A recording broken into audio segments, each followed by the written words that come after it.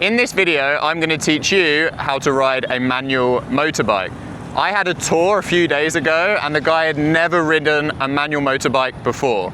We did a 1 hour manual motorbike lesson and then we went to the woods and the mountains and we did off-road trails. Pretty impressive that he learnt so quickly, but that's what made me think, hang on, I need to do a video not just about off-road, but for people that don't even know how to ride manual motorbikes. So where do we start? If you can already drive a manual car, it's a very similar method, but we're using our fingers for the clutch instead of the foot. So the first thing we do is we start the motorbike. On this, I have a kickstart. Some of them you'll have an electric start or a key. We start the motorbike, we engage the clutch, and we shift down to gear 1. So this manual motorbike, the manual transmission is 1 down and 4 up.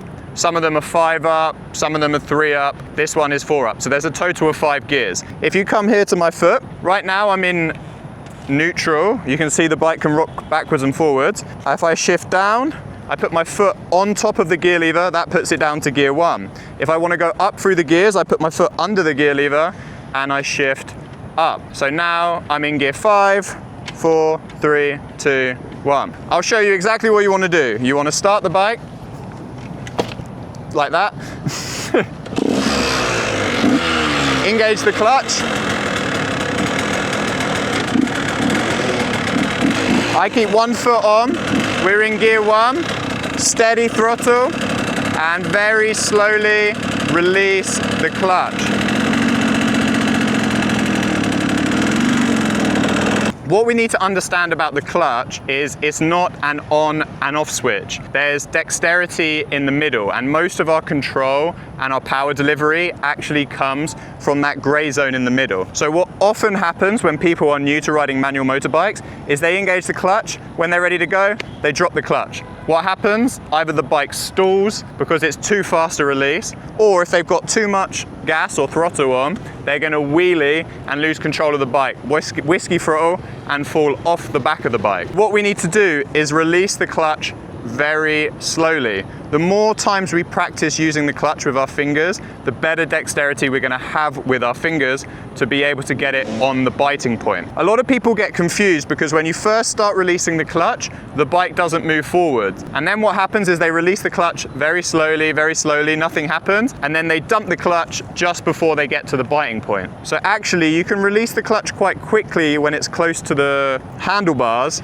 on certain bikes. It obviously depends where the clutch is. And then when you get to that biting point, you need to really slowly release it as you get to that biting point, and that's when you just start to creep forwards. Number one thing I would start with is just pull off in first gear, stop, start the bike, pull off in first gear, stop, pull off in first gear, and do that over and over again until it becomes easy. Something I do in all of my manual motorbike lessons is this clutch drill that will help you get clutch control and clutch dexterity. What we do is we don't use the brakes and we control the speed of the bike with the clutch.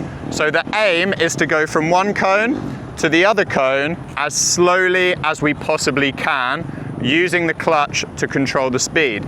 That helps us learn where the biting point of the clutch is. This is really going to help us in slow speed situations. Say we're driving in traffic or we're driving in narrow trails and enduro. It could be on-road, it could be off-road, but it's going to help us a huge amount. This is not a balance drill. I always start with both feet on the floor and I just walk the bike. So we don't need to worry about skill and balance for now. All we're focused on is steady throttle and clutch control. I'll show you what I mean now.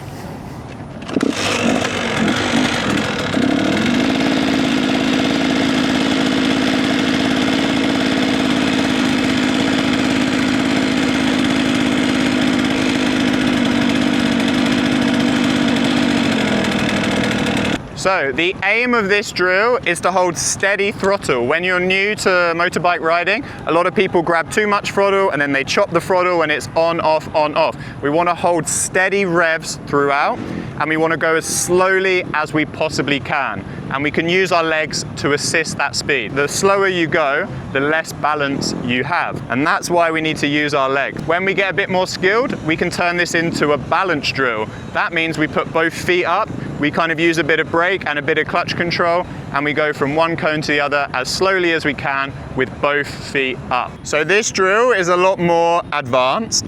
The slower you go, the harder it is, but it will really improve your balance. So I would start the first time a little bit faster and just get slower and slower and make it more and more difficult for yourself until your balance improves. Now the next step after we've got clutch control and we've got balance is changing gears. We know how to pull off in first gear. The next step is speeding up, shifting up the gear and going into second, into third, into fourth. So how do we do that? When the bike has high revs, on this bike it doesn't tell me how many revs I've got, but yours might. But when the revs are high, the bike will be vibrating, the noise will be loud, you'll know that you need to change gear. In that case, you want to engage the clutch, slip your foot under the gear lever, shift all the way up, and then slow release of the clutch, very similar to as when we pull off. And the more times we do this, we can start to do a quicker gear change with a faster clutch release. But I would start doing a slow, steady release to make sure that the gear transition is as smooth as possible. So I'll show you now.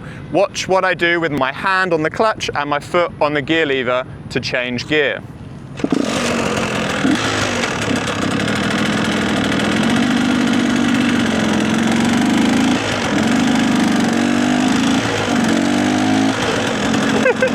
After you have practiced these drills, you've got your clutch control, you've got your balance, and you've got your gear shifts, you're ready to go. Thank you for watching. Check out the video that's on screen now.